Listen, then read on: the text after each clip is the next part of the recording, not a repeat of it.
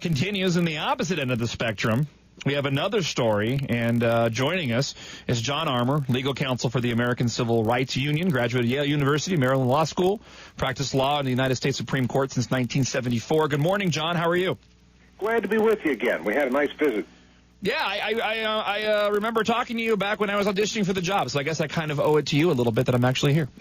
No, you owe it to your own skills and the facts that the people listening said, no, this is an interesting guy. Well, when I first came about this story, and it started to gain some traction in the media, but unfortunately and typically it's fallen by the wayside. This is a story about the U.S. Marine Corps trying to shoot a commercial on the streets of San Francisco. There was some footage that was shot in New York City. New York didn't have a hard time with it, but San Francisco said no. Give us the details on this and where we're at with this whole story right now, John. Well, it was the personal decision of the executive director of the San Francisco Film Commission. Now, the job of the commission is to encourage everybody from Rice-A-Roni to somebody who's putting out a movie or a TV show to come to San Francisco and shoot film. That's good for the city. The executive director of the commission, Stephanie Coyote, and she's the wife of Peter Coyote, who's an actor. Oh, wow, yeah. Said that the Marines could shoot a commercial in San Francisco, but they couldn't show any Marines in the commercial. And the whole point of the commercial was to have the silent drill team. You know, they don't say anything; they just do this precision drill. Yeah, everyone's seen the commercials. What was her reasoning as to not allowing the Marines to be in the Marine commercial?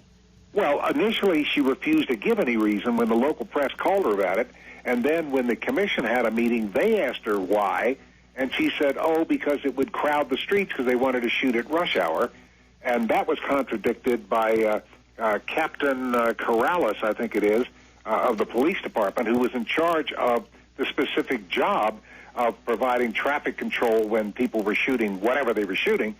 And he said it was just one lane of California Street, and it was for about 3 to 4 minutes, and that there was no problem with it, and that she was just inflicting her political views on the U.S. Marines.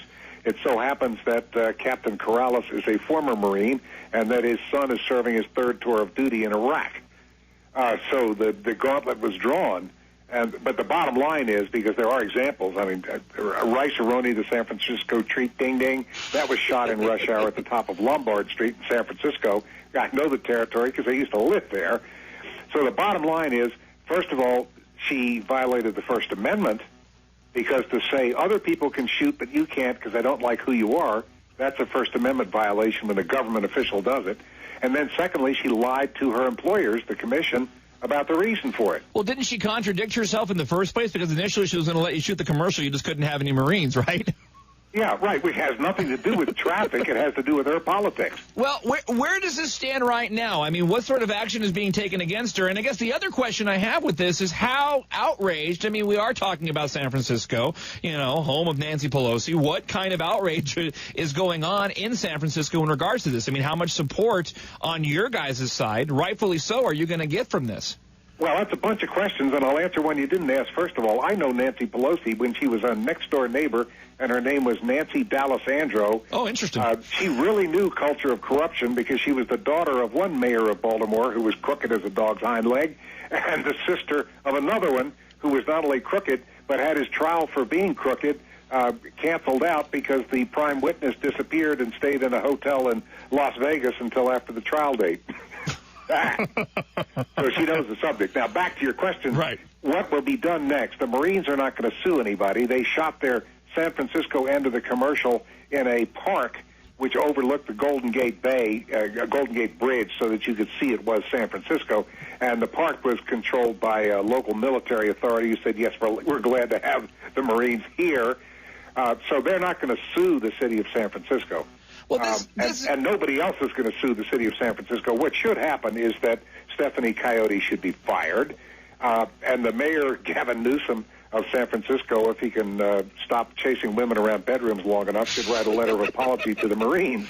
Well, this is insane. We're talking to John Armour, legal counsel of the American Civil Rights Union. John, I know I sit here and I act like I'm shocked, but I'm not, and this is what makes me sad. This is insane that our U.S. military has to jump through hoops to get a commercial shot. I mean, this is asinine. Well, the reason you're not surprised is because the history of San Francisco shows that they rejected the USS Iowa a flat top, a carrier that was going to be docked in San Francisco as a museum and a tourist attraction. I mean, hello. Yeah. They live on tourism. Without tourists, San Francisco would not exist. And they rejected that. And then the city supervisors tried to reject the Blue Angels from an annual air show they have, but that effort failed. But not because some of them didn't want to do it. So they have a bad reputation for... and they also canceled ROTC, junior ROTC, and all that. So, where are we at from here? Does this story go anywhere? Does anything get done apart from her being fired? Does it get any more attention, or is this just another, sort of segment in this war that we're battling right now? When it comes, we talk about free speech all week long. You hear about Ahmadinejad being allowed to speak at Columbia University, which was insane, and a great propaganda ploy and success for him, and a great embarrassment to Columbia University. And see, with a university like Columbia, if the alumni get up on their hind legs and they say, "That's it, not one more dime for Columbia," there'll be a loud sucking sound, and the Board of Trustees of Columbia will get the message. But where do you go to get the loud sucking sound? Well, I'll tell you one way. If the federal government said to the city of San Francisco, if you do not restore junior ROTC in your high schools, we will stop all federal aid to your schools. Mm-hmm. That would produce a loud sucking sound. Absolutely. And then the policy would change. I mean, money counts. Right. You know the old saying, money talks. And BS does its thing. Right. Yeah, right, precisely. Well, so John, do you see any more momentum with this story? I mean, I'm glad that we're able to talk about it to sort of, again, show another example of this war that we're in. But do you see this going anywhere else, or is this pretty much just another case that we can talk about as an example and a sad commentary? Does it go anywhere else? The thing is, every day's news provides a new example where you smack your forehead and you say, how can Americans be this stupid? Yep.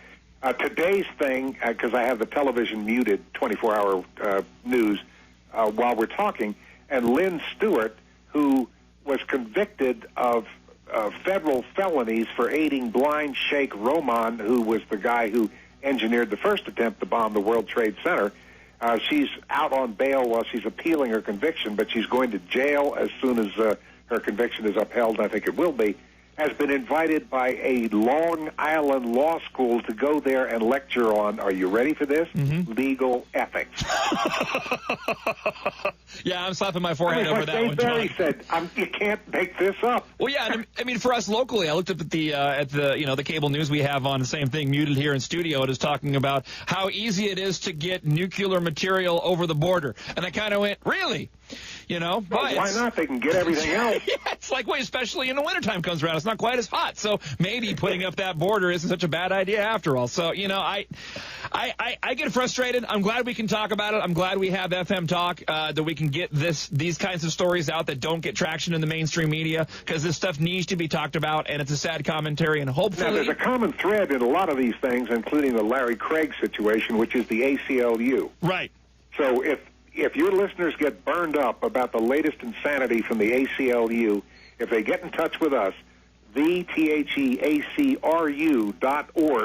and send us a note, we answer all letters unless they're written in crayon, and we'd be happy to be in touch with them. I'll put that up on our website as soon as I get done with the show today. John Armour, legal counsel for the American Civil Rights Union. Thanks again so much for taking time with us this morning. We appreciate it. Congratulations on getting your gig. Oh, thank you very much. I'm certainly happy to be here. Have yourself a great day, sir.